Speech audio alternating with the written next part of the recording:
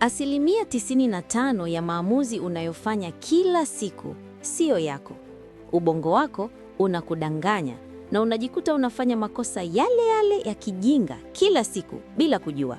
Leo nakupa siri ambayo watu wengi hawaijui. Haya hapa ni makosa 5 ya kisaikolojia yanayoharibu maisha yako na jinsi ya kuyatokomeza sasa hivi. Namba 1, confirmation bias, upendeleo wa uthibitisho. Na hili ndilo linaloua ndoto za watu wengi zaidi kuliko kitu kingine chochote, linaitwa confirmation bias. Sikiliza kwa makini hapa. Ubongo wa binadamu unachukia kuambiwa umekosea. Unachukia kufikiri upya. Kwa hiyo, unachofanya ni kutafuta tu taarifa, ushahidi au watu ambao wanakubaliana na kile ambacho tayari unakiamini na kupuuza ukweli mwingine wote unaopingana na wewe. Fikiria hili. Unataka kuanzisha biashara. Badala ya kufanya utafiti wa kweli kujua kama soko linahitaji bidhaa yako, unaenda kumuuliza rafiki yako ambaye kila siku anakuunga mkono. Anakwambia, bonge la wazo mwanangu, pinga kazi. Unaingia kwenye YouTube, unatafuta video zinazosema jinsi biashara hii inavyolipa. Hutafuti video zinazosema changamoto za hiyo biashara au kwa nini watu wanafeli. Unajua kinachotokea baada ya miezi 6? Unafilisika. Unabaki unalaumu uchumi, unalaumu serikali, unalaumu ndugu hawakusupport, lakini ukweli mchungu ni kwamba wewe ndiye uliyejiumiza. Ulipuuza alama zote za hatari kwa sababu akili yako ilitaka tu kuona kile inachotaka kuona. Kuanzia leo, ukifanya maamuzi makubwa, iwe ni kuoa, kuolewa, kuwekeza pesa zako au kubadili kazi, tafuta watu watakao kupinga. Tafuta taarifa zinazopingana na wazo lako. Kama wazo lako ni zuri kweli, litasimama hata likipigwa maswali magumu. Usiwe mtumwa wa kutafuta faraja badala ya kutafuta ukweli. Namba 2, sunk cost fallacy, mtego wa gharama iliyozama. Huu ni ugonjwa unaowamaliza watu wengi sana, hasa kwenye mahusiano na kwenye biashara. Kisaikolojia, binadamu anaogopa kupoteza kuliko anavyopenda kupata. Sasa mtego uko hivi. Unajikuta unaendelea kung'ang'ania uamuzi mbaya, biashara mbovu au uhusiano wenye sumu, eti tu kwa sababu umetumia muda mwingi, pesa nyingi au nguvu nyingi kwenye hilo jambo. Utamsikia mtu anasema, siwezi kuachana naye, nimeshakaa naye kwenye mahusiano miaka 5, nitaonekanaje nikiachana naye sasa?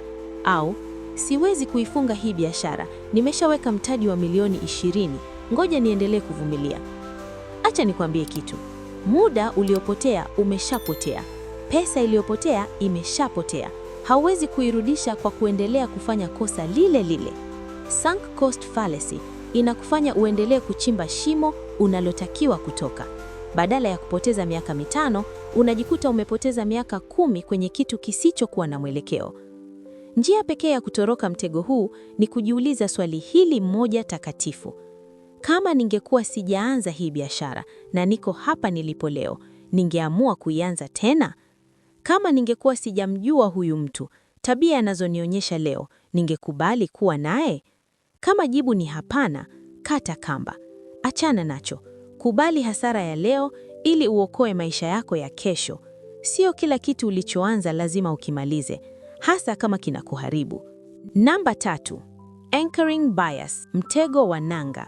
Kosa hili ni siri kubwa sana inayotumiwa na wafanyabiashara wakubwa, matapeli na watu wanaojua kujadiliana vizuri. Hii inafanyaje?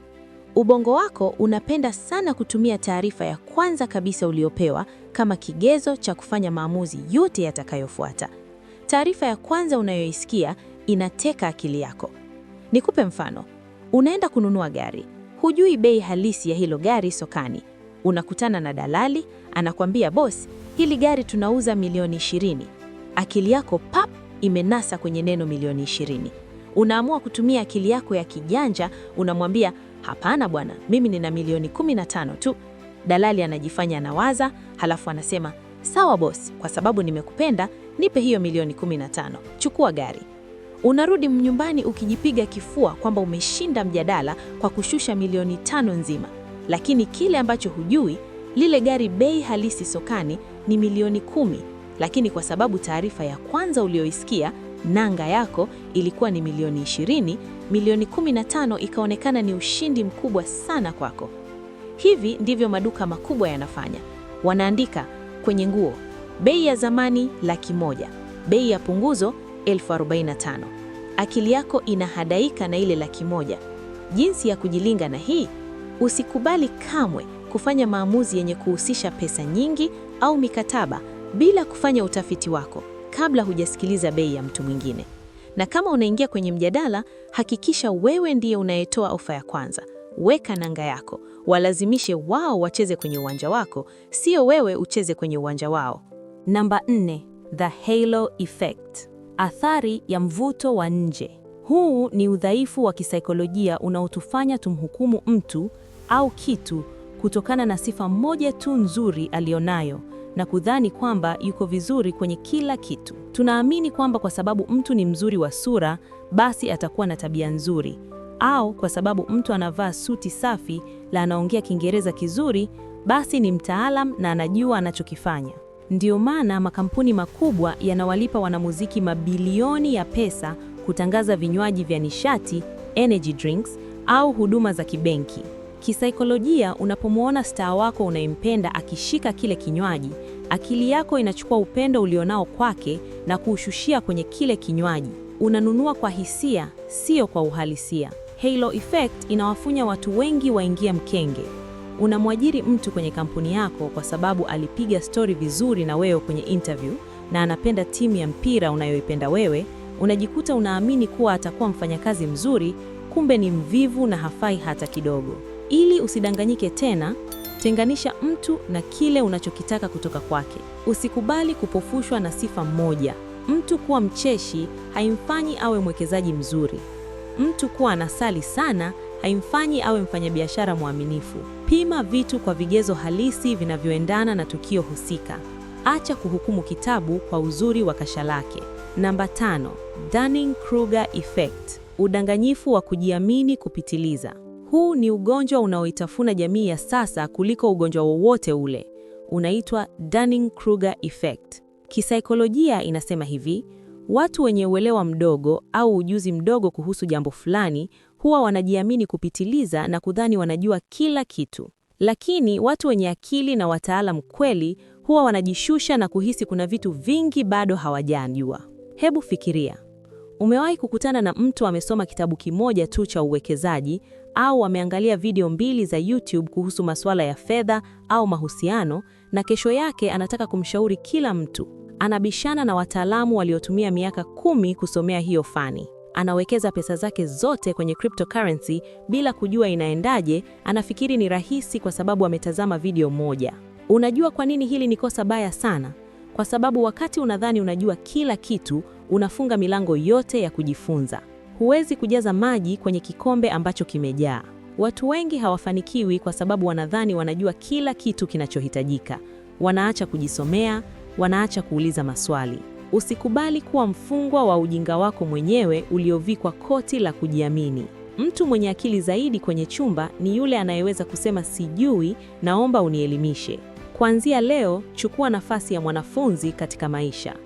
Popote uendapo, amini kuna kitu kimoja hujui ambacho huyo mtu mwingine anakijua. Hii itakupa unyenyekevu wa akili ambao utakufikisha mbali sana kuliko kujifanya unajua kila kitu. Watu wenye nguvu, watu waliofanikiwa kweli, hawafanyi maamuzi kwa kutumia hisia na udhaifu wao wa kibinadamu. Wanaielewa akili zao, wanajua jinsi ya kujiuliza maswali magumu. Leo tumegusa makosa 5 tu, lakini yapo mengi sana ambayo yanakufunga. Ikiwa umeitazama video hii mpaka hapa mwisho, wewe tayari ni miongoni mwa 1% ya watu walioamua kuwa bora kuliko walivyokuwa jana. Sasa nataka wewe uniambie, kati ya haya makosa 5 niliyoyataja, ni lipi ambalo umekuwa ukilifanya mara kwa mara kwenye maisha yako bila kujua? Hebu nishushie komenti yako hapo chini na nitaingia kusoma na kujibu. Usisahau kusubscribe na kubofya alama ya kengele. Kuna mambo mazito ninakuandalia kila siku ili kuhakikisha unachukua usukumi wa maisha yako kwa 100%. Fanya maamuzi sahihi leo. Asante kwa kutazama, tukutane kwenye video ijayo. Peace.